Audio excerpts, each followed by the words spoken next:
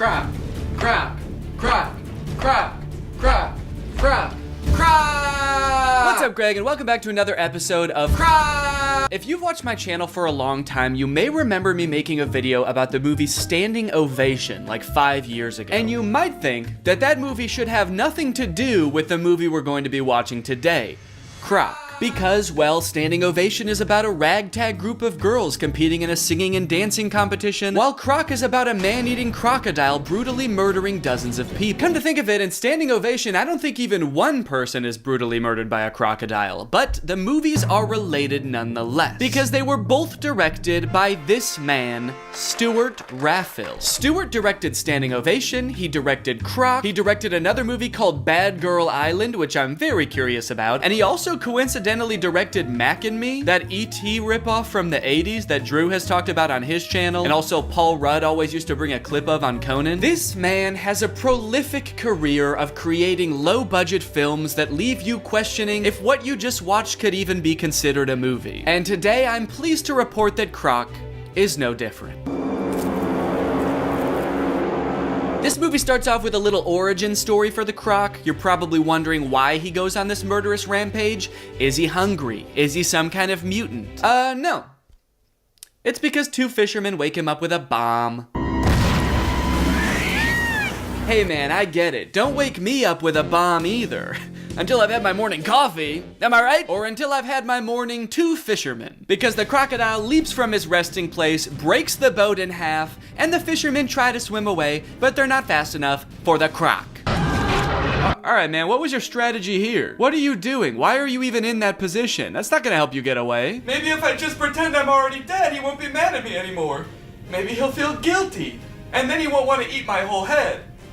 Oh no, he ate my whole head! Now I know what you guys want. You just want me to go through and show you all the scenes where somebody gets eaten by the crocodile. You know how I know that? Because this whole movie is on YouTube and all of the most rewatched parts are the parts where somebody gets eaten by the crocodile. But first, the movie has to introduce all the characters and set up the plot and the story. Blah. But hey, at least the plot of this movie probably mostly revolves around the crocodile, right? Well, good morning, everybody. Welcome to Jack's farm. Good morning. Good morning. Bonjour. Most of the first half of this movie is about this sort of local business dispute between the main character Jack and the owner of a construction company, Kong Song. It's okay, ladies and gentlemen, nothing to worry about. Not terrorism. It's just a neighbor doing some construction. Kong Song's still trying to get you out? Every day. You see, Jack, an American man living in Thailand, owns a zoo, which is right in the way of a road that Kong Song wants to build. So he's been trying every trick in the book to get Jack out of his farm, to get him to give it up, including sending an investigator from the Department of Animal Welfare to investigate him. Department of Animal Welfare, Evelyn Atmore. She said she's responding to a citizen's complaint. Congratulations. We're having a new promotion at the park, and you happen to be the 50th customer of the day. What do I win? A sushi dinner for two at any restaurant on the beach. Well, maybe you should consider feeding your animal instead of me. Actually, that's a courtship lemon. You see, crocs are the most vocal and sexually aggressive of all the reptiles. Oh, no, don't worry. That crocodile doesn't want to eat you. He wants to sleep with you. But unfortunately, she's mine, so back off!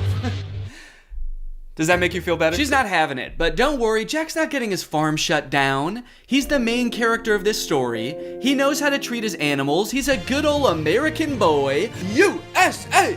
USA! Weevils. You're feeding your birds parasites, Mr. McQuaid. You have problems with your food bins. Your water system's polluted. I drink that water myself. Your meats aren't fresh enough because your refrigerators aren't Okay, cold. Oh, wait, hold on. Why does it sound like he's not taking care of his animals? I don't know if I'm really rooting for this guy, per se. Honestly, at this point, I'm just rooting for the animals. I hope they stage a coup and put Jack in a cage. Uh-oh, another crocodile encounter! This little girl is swimming right towards him! They wouldn't show a kid getting murdered, would they? Hi, crocodile.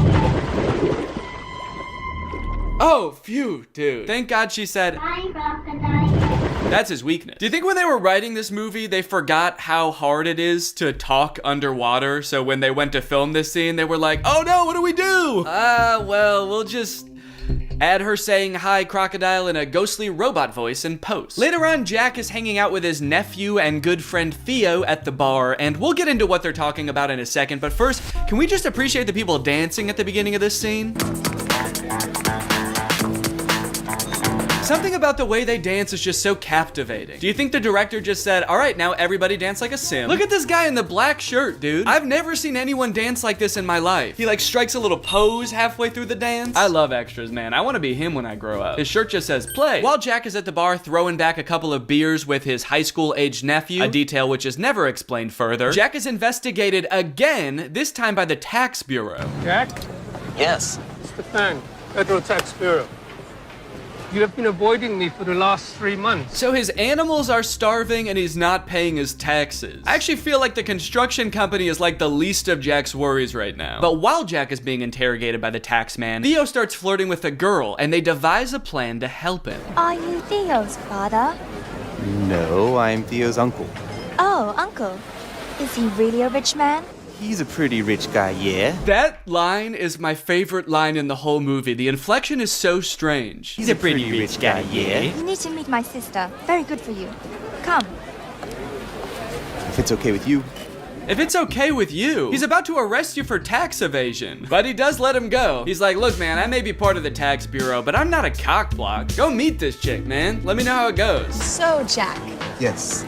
we're gonna start a fire, and you are going to dive into the ocean.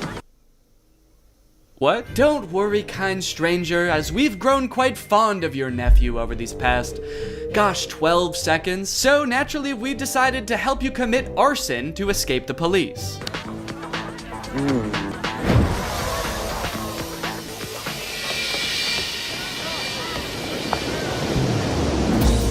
And off he goes, dude. They did that good. They must do this a lot. Also, I guess the tide must be out, because they told him to dive into the ocean, and once he leapt off the thing, he landed in the sand. That could have ended very badly if he didn't know that. So long, suckers! Oh, God! My legs! Oh, I'm going to prison! So they just barely escaped the police, and I know what you're thinking. It must be time to skip town, right? Now that the police, animal welfare, tax enforcement, and this construction company are all after him. Nope, he just goes back to work like nothing happened. But not before someone else gets killed by a crocodile. Also, not before we talk about today's sponsor, Rocket Money. I signed up for Paramount Plus so I could watch old seasons of Survivor, but unfortunately, the experience of using Paramount Plus is so bad that I never use it. I don't know if it's just the app on my TV specifically, but episodes of that show used to be shot in a 4:3 aspect ratio, but Paramount Plus stretches it out to widescreen. Meanwhile, all of the ads, which are shot in widescreen, for some reason are squished down to 4:3. Also, pausing doesn't work. It actually took me like days to even sign up for Paramount Plus. I don't know why. I tried on every device and they just didn't want my money for some reason. That being said, I am very happy that Rocket Money is sponsoring today's video because it gives me a good excuse to complain about Paramount Plus. I stopped using it a while ago, but forgot to cancel the subscription, which is why Rocket Money comes in handy. Rocket Money safely and securely identifies recurring charges and lets you cancel those subscriptions with just a couple of clicks in the app. You don't need to worry about pesky customer service calls. You don't need to worry about Jeff Probst coming to your house to ask you why you're canceling your subscription. It just works. Rocket Money also has some great budgeting tools. You can monitor your spending by category, create budgets so you can get the most out of your money, and develop good saving habits. Rocket Money has helped save customers up to $740 a year when they use all the features, with over $500 million in canceled subscriptions. So to save more and spend less, join the over 5 million members using Rocket Money today. Go to rocketmoney.com/Danny or click the link in the description to get started with Rocket Money for free. And you can also unlock even more features with premium. That's rocketmoney.com/Danny to get started for free. Thank you to Rocket Money for sponsoring this video, and thank you to you guys for checking out Rocket Money. Now back to the video. After the whole escaping from the police incident, two of those teens from the bar decide to go make out in the ocean.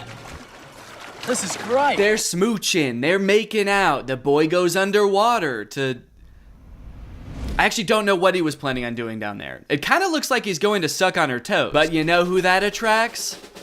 The CROC!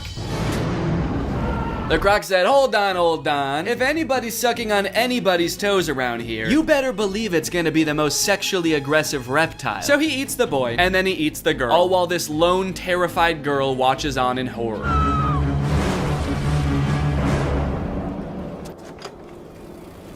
I love how casually she rides away. She is in no rush. Ah, a killer croc! I gotta go get help! But I shouldn't go too fast. I gotta focus on me. I gotta take care of myself first. My sister here saw a young girl get attacked by a crocodile. Are you sure it was a crocodile? I'm absolutely sure. Its tail made a big splash, and there was lots of blood. Okay. What's my line? What's my line? What's my line? Okay. Nailed it.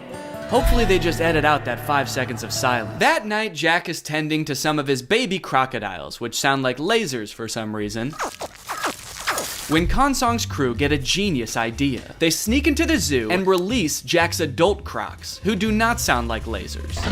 That way they can make it look like one of them killed those teens that night. What time did you leave them last night? Just before dark. Do you have any idea what happened? Well, we still don't know anything yet, but they may have been swept out by a current or something. Oh yeah, no, good call. No need to give any credence to the girl who literally saw them get eaten by an alligator. Yeah, she was probably just making it up. She probably just wanted attention. She's like curled up in a corner, traumatized somewhere, and they're just like, stop lying! There's no such thing as alligators, you idiot! You killed them, didn't you? During this scene, there's a mysterious man just kind of lurking on the sidelines of the investigation. He's not part of the police, he's just there. And he's mysterious, but it seems like he might have a hunch. And then suddenly, the police pull a leg out of the water. Do you think she could survive with this missing? What kind of question is that? Maybe she's still alive. It's just a leg. She might not have even noticed it fell out. Like a tooth or something. Looks like some possible tooth lacerations here. But it could also be a prop. Oh, prop? What about a crocodile? You must be joking. Maybe not. Well, it could be a croc or a shark. A croc? Are you insane? You should lose your job just for that suggestion. But yeah, it could be. That's not going to sit very well with the Chamber of Commerce. Yeah, I was just thinking the same thing, man. Kid gets eaten by a crocodile. First thing I'm thinking about is how is the Chamber of Commerce going to react? So the police show up to interrogate Jack, who is frantically looking for all the crocodiles he's lost. How you doing, Phil? I'm here on official business, Jack. Yeah, we assumed so. You're a police officer, and you pulled up with like 15 other police officers. I know what it looks like, but no strip club tonight, Jack. Yeah, I know. People are dying. I'm here on official business. Unless... No, dude, we have to catch this crocodile before it kills again. Right. Yes, exactly. But what if it's at the strip club? Yo! So the girl that Theo was flirting with at the bar is having a funeral for her cousin. And since everyone thinks it was Jack's crocodile that ate the cousin, they are not very happy when he shows up. And he is very confused. You okay? What's the matter? He keeps asking, are you okay and what's wrong when everybody doesn't want to talk to him. Dude, somebody died. What's going on? Why is everyone so sad? Hey, where's your cousin, the ugly one? You need to get these kids out of the water. We've got a croc out here. What kind of croc? One that eats people. Yeah, right. All right, man, why'd you even ask if you weren't gonna care what he said? He gave you the worst answer you could possibly hear while your kids are in the water, and you were still like, yeah, I don't care. But look, we know from earlier that sure, this movie is violent, but they would never actually show a child getting murdered by a crocodile. No! Liz, you got air in those tanks. Yeah, what's going on? Croc just took a kid. Where'd it go? Why is everyone so nonchalant after hearing the craziest thing? Croc just took a kid! Oh, word? Nice. I was looking for somewhere to post up. Where did they head to? The strip club? It's from a different era. Monster from the past. My grandfather got me a baby croc for my 10th birthday. Why? Not the best of pets. Ate my favorite hamster. Yeah.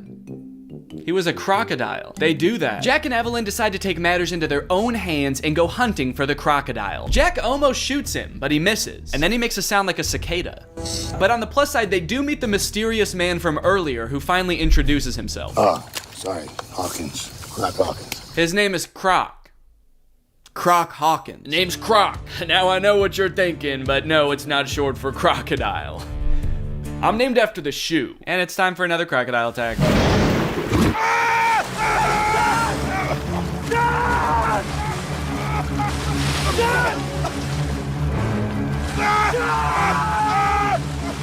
I love this one because he is getting dragged away for so long and they just watch him. Nobody does anything to help. They're just like, oh man, He's dead. Help! I'm not dead! There's still time! It's like I can still hear his voice. He sounds scared. While Jack, Evelyn, and Croc are hunting the croc, the other two villains just die. They get eaten by the crocodile.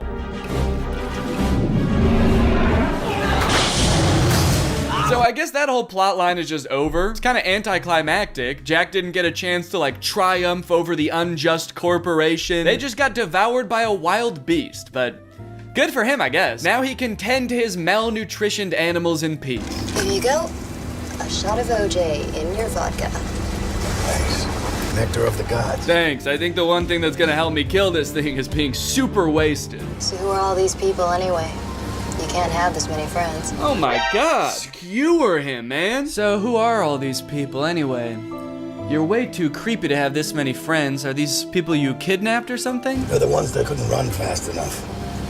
The ones that couldn't think fast enough. The ones that couldn't swim fast enough. Basically just the really dumb, slow ones. One thing that really surprised me about this movie is how overwhelmingly positive all of the comments on YouTube are. This movie is super boring, the acting is really bad, there are long periods of seemingly pointless plot development, and yet the YouTube comments seem to love it. But they are pretty much exclusively all about how pretty the scenery in Thailand is, and not about the movie or the plot at all. So I guess that makes sense. Great movie, well filmed, nice locations, beautiful filming. Never thought Thailand was so perfect a paradise. Thanks so much. Yeah, well, it's not that perfect if people keep getting eaten by alligators, is it? Great movie with beautiful scenery. Thanks. Do these people think that the director invented Thailand? Because he didn't. It's been around for a while and you can go there. So they find the croc and they kill it. It's honestly pretty unsatisfying.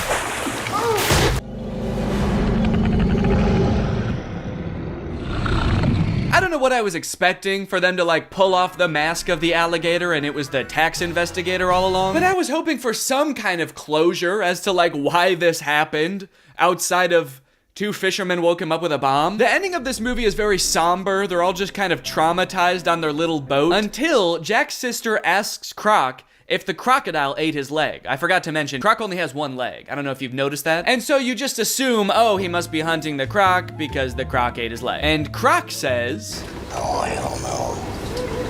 He lost that leg driving a forklift in the Navy.